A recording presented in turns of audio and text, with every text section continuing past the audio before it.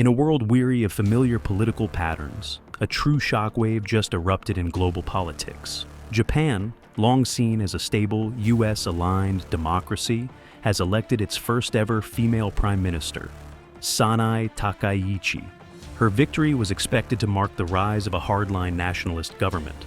Analysts predicted a tougher stance against China, renewed military expansion, and closer alignment with Washington. But what followed stunned the entire world.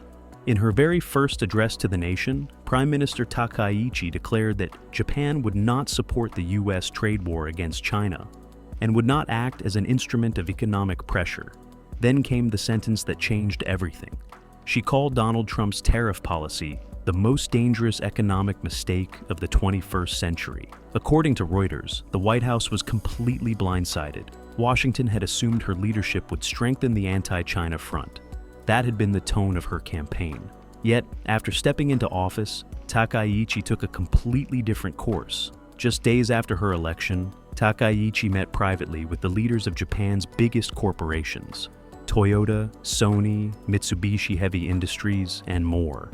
In those meetings, one message was repeated again and again: Japan's economy will not survive another trade war. Japan's manufacturing base depends heavily on exports, and China is Japan's single largest trading partner. The Trump administration's 100% tariffs on Chinese goods threatened to tear apart supply chains that Japanese firms spent decades building.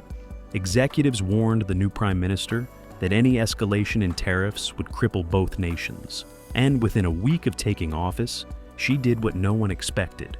She openly expressed support for economic cooperation with China. The Economist called it the biggest foreign policy shift in Japan since World War II. Analysts from Nikkei Asia say Takaichi's move wasn't ideological. It was a cold economic calculation. She understood that Japan's survival depends on trade stability. Any US-led trade war would hit Japanese exporters as hard as Chinese ones. For the first time in modern history, Tokyo decided to prioritize its own national interests over Washington's agenda. In a fiery address to Parliament, Takaichi said, "Japan will not be a pawn in someone else's game. We respect the United States, we respect China, but we will chart our own path." That statement marked the beginning of what she called a new era in Asia. In the US, the reaction was immediate and furious. Donald Trump accused Japan of betraying the principles of free trade and ordered a review of all economic agreements with Tokyo. American media outlets went into overdrive. CNN described Takaichi's policy as a stab in the back of an ally. On Capitol Hill, several lawmakers began discussing whether the United States should reconsider its mutual defense treaty with Japan, a cornerstone of post-war American influence in Asia. But inside Japan, the mood was very different.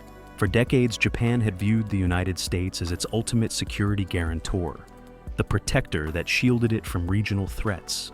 But now, for the first time, a leader was openly advocating independence from American influence, and the people supported her. According to an NHK World poll, over 60% of Japanese citizens backed Takaichi's new Eastern diplomacy.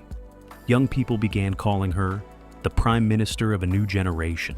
Markets reacted instantly. The yen strengthened, the Chinese yuan rose, and the US dollar slipped slightly. Bloomberg Economics reported that Japan had begun preliminary discussions about creating a common Asian currency zone with China and South Korea, a system for intra-Asian trade that would reduce dependence on the US dollar.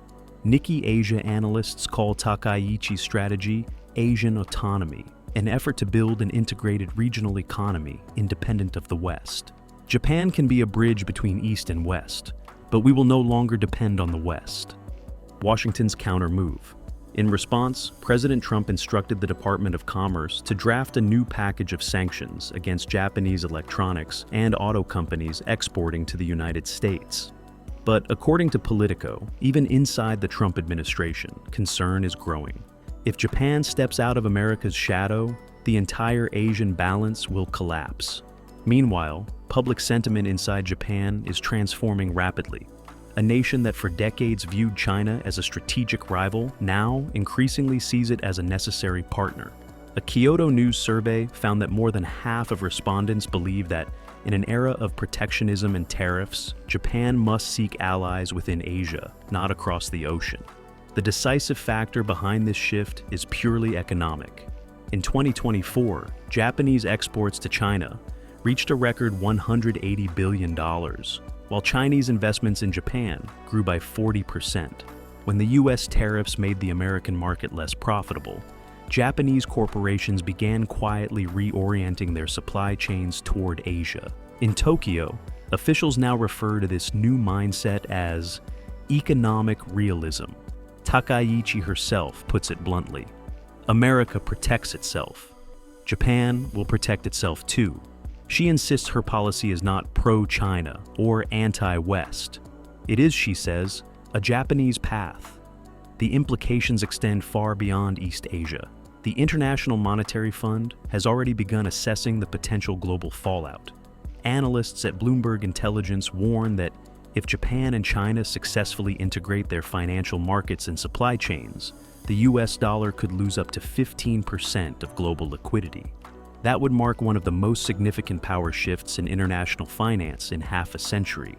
At home, Sanae Takaichi's popularity is soaring. Her approval ratings now exceed those of any Japanese prime minister in recent memory. Commentators have begun calling her the Japanese Margaret Thatcher, decisive, pragmatic, and unapologetically nationalistic. In Beijing, Takaichi is being treated with respect, even admiration. The Global Times wrote that Prime Minister Takaichi is a rare leader who understands that Asia must stand united.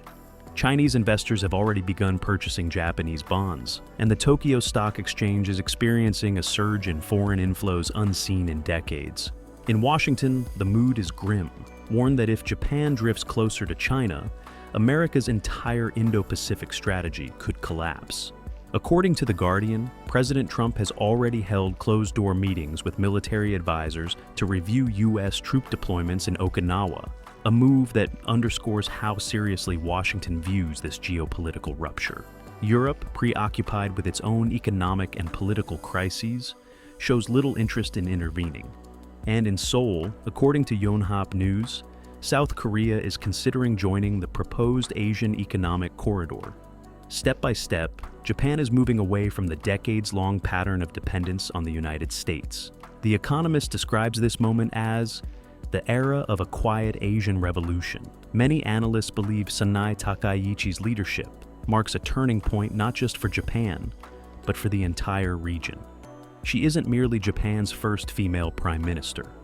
She's become the symbol of a new Asian century, one defined not by military might, but by economic sovereignty and regional cooperation.